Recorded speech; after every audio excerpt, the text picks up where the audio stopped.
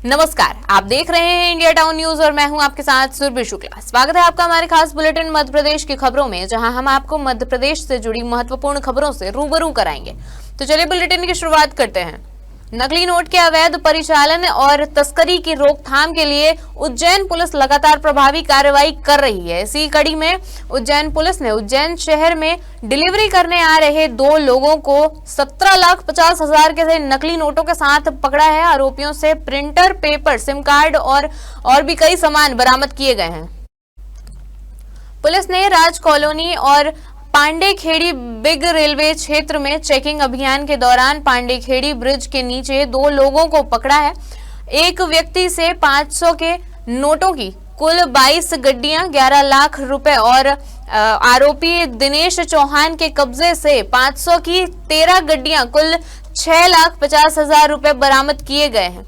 पूछताछ में आरोपी ने स्वीकार किया है कि इंदौर में अरविंद अस्पताल के सामने स्थित श्री गंगा विहार कॉलोनी में एक फ्लैट में अपने साथी राजेश बरबटे के साथ मिलकर नकली नोटों की सप्लाई करते थे। आरोपी ने बताया कि वह 10 लाख रुपए के नकली नोटों के बदले 1 लाख असली नोट का सौदा किया करता था। 15 लाख रुपए से ज़्यादा के वो भी इसके घर से बरामद किए गए। इसमें हिमांशु और राजेश पूर्व में नकली नोटों के मामले में बंद किए जा चुके, इसलिए इस बार हम लोग इनके ऊपर हिस्से की कार्रवाई भी करेंगे। ये 17.5 लाख रुपए के नोट अभी तक जो पूरी तरह बरामद हुए हैं, इसमें बहुत एक सरप्राइजिंग बात ये है कि यहाँ कल देखने को मिलता है कि नकली नोटों की सीक्वेंसिंग अलग अलग हो और आगे पीछे की प्रिंटिंग हो, चिपकाने की आवश्यकता नहीं हो। तो इन्होंने बहुत हाई टेक्नोलॉजी का यूज करने के बाद ये नोट प्रिंट किए हैं और सामान्य परिस्थिति में ये गड्डियों में नोटों को मिक्स करके बाजार में चलाने का प्रयास करते थे। 2023 में ये लोग गिरफ्तार किए गए थे उज्जैन में और थाना इंदौर में। तब से करीब 1 साल तक उसके बाद जेल में रहे और उसके छूटने के बाद से पुनः इन्होंने यही काम प्रारंभ किया था। इस संबंध में अभी बैंक में कुछ दिन पूर्व हमारे पत्रकार साथी को 3 नोटों की जब जानकारी लगी थी, उसके बाद इस नेटवर्क को दोबारा से डेवलप किया गया। मुख्यमंत्री डॉक्टर मोहन यादव ने अंतर्राष्ट्रीय चीता दिवस पर श्योपुर जिले के कूनो नेशनल पार्क पहुंचकर 3 चीतों को खुले जंगल में रिलीज किया। उन्होंने मादा चीता वीरा और उसके 9 माह के 2 शवकों को जंगल में विचरण हेतु छोड़ा। मुख्यमंत्री डॉक्टर मोहन यादव ने कूनो नेशनल पार्क के पारोंद क्षेत्र में बनाए गए चीता रिलीज पॉइंट से 3 चीतों को खुले जंगल में छोड़ा।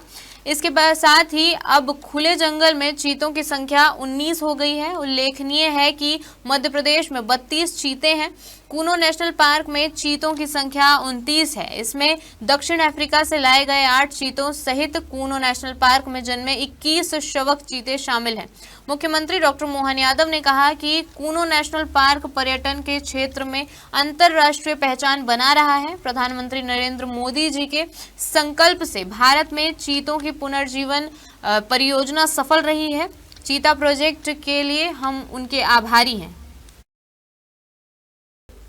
ग्वालियर पहुंचे मध्य प्रदेश के डिप्टी सीएम राजेंद्र शुक्ल ने कांग्रेस विधायकों की विधानसभा के बाहर किए गए बंदर प्रदर्शन पर बड़ा बयान दिया है। उनका कहना है कि कांग्रेस नेताओं की ये हरकत ही उन्हें रसातल में ले गई है। जनता भी बार बार विपक्ष में बिठा रही है ताकि वह यह सीख सकें कि कैसे जनता की आवाज उठाना चाहिए।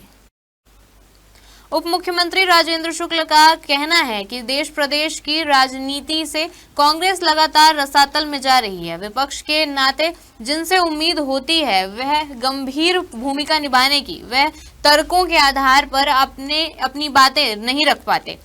भ्रष्ट कांग्रेस की हरकतों को प्रदेश की जनता देख रही है। जब उनके पास आरोप लगाने के लिए कोई ठोस आधार नहीं होता है तो वह इस प्रकार की हरकतें करके जनता को भ्रमित करते हैं, लेकिन वे अपने इस प्रयास में कभी सफल नहीं हो पाते हैं। प्रदेश में डॉक्टर्स की कमी पर शुक्ल ने कहा है कि डॉक्टर्स की भर्ती लगातार हो रही है, नए पद भी स्वीकृत हो रहे हैं, नए मेडिकल कॉलेज भी खोले जा रहे हैं। पहले 5 मेडिकल कॉलेज थे जो अब बढ़कर 19 हो गए हैं। अगले वर्ष 3 और मेडिकल कॉलेज शुरू करने की संभावना है।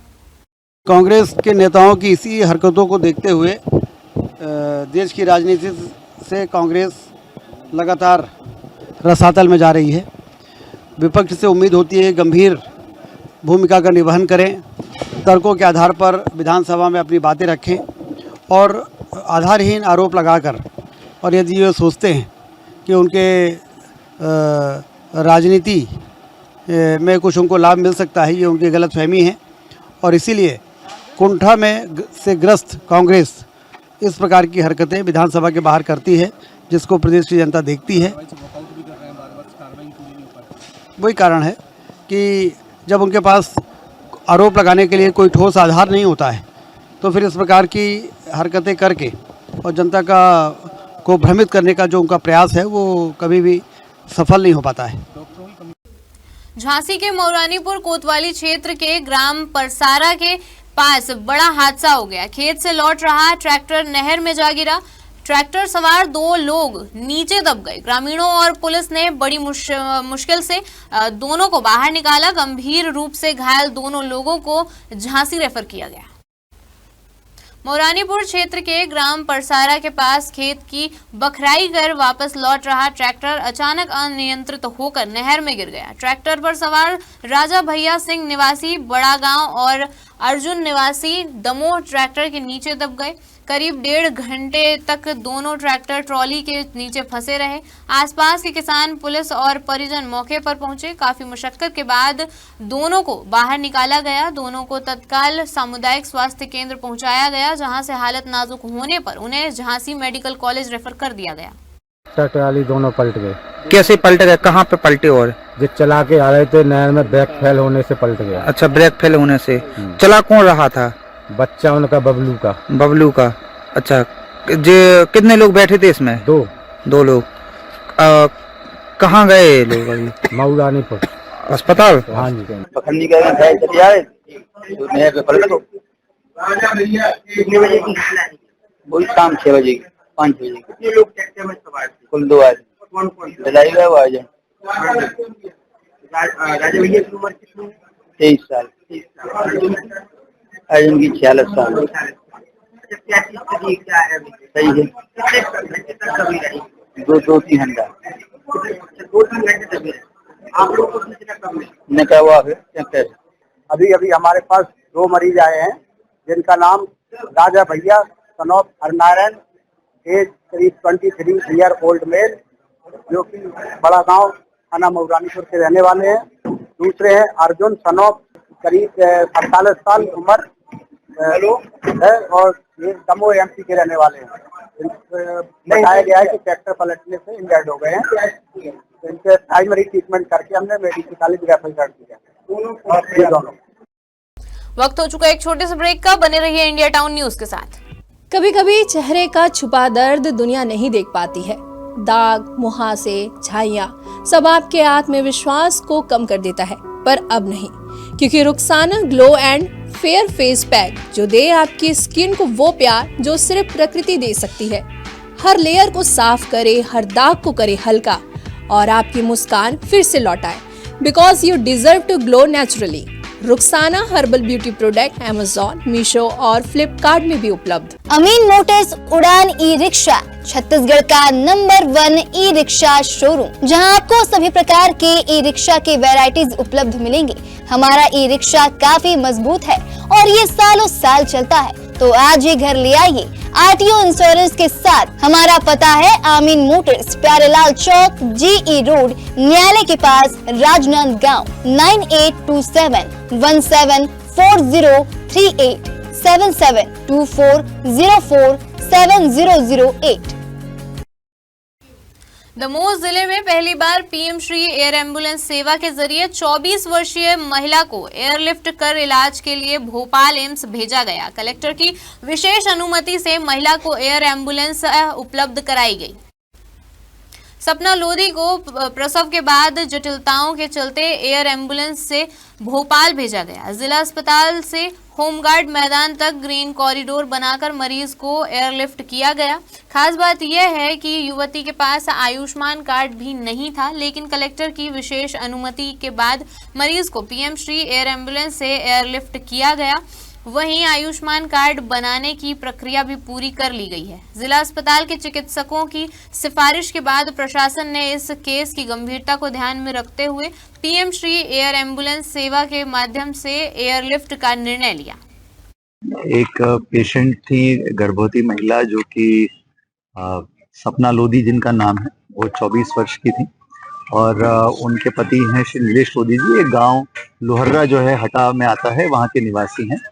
और इनको जब डिलीवरी के बाद जो इनको थोड़े कॉम्प्लिकेशंस आए थे, उसके बाद ये जब इनकी स्थिति गंभीर थी तो ऐसी स्थिति में निर्णय लिया गया कि इनको एयर एम्बुलेंस के माध्यम से, जो हमारी पीएम श्री एयर एम्बुलेंस योजना है राज्य सरकार की, उस योजना का इनको लाभ दिलाते हुए इनको तत्काल यहाँ से भोपाल शिफ्ट किया जाना चाहिए। तो हमारी पूरी टीम, जो कि हमारे प्रभारी डॉक्टर विक्रांत चौहान जो हैं, इन्होंने इस पूरे मिशन को लीड किया और साथ में हमारे सभी ने इनका पूरे डीएचओ, सिविल सर्जन साहब और इनकी पूरी मेडिकल टीम ने इनका पूरा सहयोग किया। और जो इसके लिए जो एजेंसी है, जो कि जो चॉपर जो रन करती हैं, उनके साथ सतत संपर्क करके और आज का प्लान किया गया इसको, और आज यहाँ से उनको अभी रवाना कर दिया गया। बड़वानी जिले ने एसआईआर कार्य में 100% लक्ष्य हासिल कर उल्लेखनीय उपलब्धि दर्ज की है। कलेक्टर जयती सिंह ने इस सफलता के लिए जिले के अधिकारियों और कर्मचारियों को बधाई दी है। यह कार्य समय से पहले पूरा किया जा चुका है। कलेक्टर जयती सिंह ने बताया कि यह उपलब्धि आपसी समन्वय, सतत निगरानी और कठिन परिस्थितियों में निरंतर कार्य करने का परिणाम है।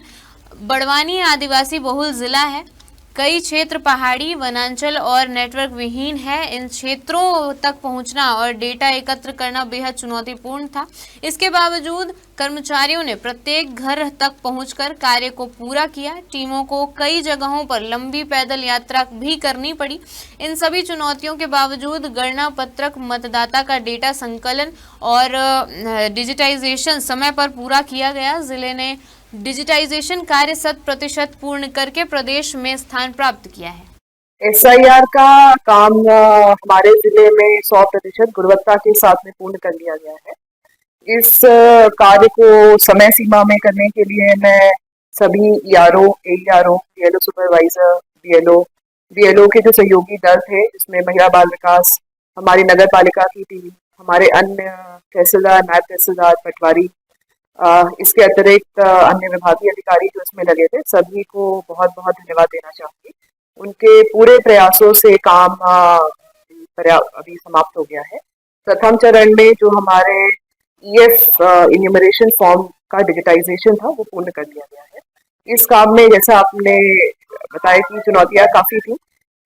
हमारे कई दूरस्थ एरिया हैं, जैसे पाटी है या वल्ला है, धवली सेक्टर है, जहाँ पे दूरियां बहुत ज्यादा थी, दुर्गम क्षेत्र थे, जहाँ BLO को आने जाने में समस्याएं होती थी। उसको देखते हुए सभी लोगों ने मेहनत से पूरा काम किया है। बड़वानी के राजघाट स्थित नर्मदा तट पर गुरुवार सुबह नर्मदे हर के जय घोष गूंजे। मौका था राजघाट कोटेश्वर पंचकोशी पदयात्रा के समापन का। स्नान पूजन कर विभिन्न स्थानों के श्रद्धालुओं ने विदाई ली। पदयात्रा समिति के शंकरलाल यादव, शंकर सिंह कोचे ने बताया कि सुबह पदयात्री नर्मदा पुल पार कर कसरावत पहुंचे। यहां से एकलरा बसाहट होकर राजघाट रोड पर बेकवाटर किनारे पहुंचे। 5 दिन पूर्व राजघाट से पदयात्रा प्रारंभ हुई थी। इस दौरान बड़वानी, धार जिले के 50 से अधिक स्थानों व नर्मदा तटीय क्षेत्रों में दर्शन पूजा का लाभ लिया गया।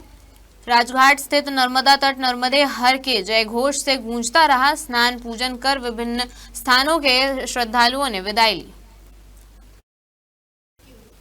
मध्य प्रदेश के सीहोर जिले से किसानों की बेबसी की एक दर्दनाक तस्वीर सामने आई है, जहां जिले के पूर्णिया गांव के एक किसान ने प्याज के बहुत ही कम दाम मिलने से परेशान होकर अपनी पूरी 50 कट्टियों की प्याज सड़क पर फेंक दी। किसान सुबह सीहोर मंडी प्याज बेचने पहुंचा था, लेकिन वहां 40 किलो की एक कट्टी का दाम मात्र 10 रुपए लगा, यानी प्याज के भाव सिर्फ 40 पैसे प्रति किलो। इतना कम मूल्य मिलने से किसान का ट्रॉली ट्रैक्टर का भाड़ा तक नहीं निकल पाया। नाराज किसान का कहना है कि इस दाम पर प्याज बेचना मानो मेहनत का मजाक उड़ाना जैसे है। यही कारण है कि उसने ये पूरी प्याज मंडी परिसर के बाहर और सड़क पर फेंकने का फैसला किया। इस घटना के बाद किसान और समाज सेवी MS मेवाड़ा ने मध्य प्रदेश के मुख्यमंत्री डॉक्टर मोहन यादव और केंद्रीय कृषि मंत्री शिवराज सिंह चौहान से मांग की है कि प्याज को तुरंत भावांतर योजना में शामिल कर किसानों को उचित दाम दिलाया जाए। मेवाड़ा ने कहा कि सोयाबीन की फसल पहले ही खराब हो चुकी है और अब प्याज के दाम ने किसानों को आर्थिक संकट में धकेल दिया है। हमारी खास बुलेटिन मध्य प्रदेश की खबरों में फिलहाल इतना ही। देखते रहिए इंडिया टाउन न्यूज, भारत की बात। नमस्कार। आप देख रहे हैं इंडिया टाउन न्यूज, भारत की बात।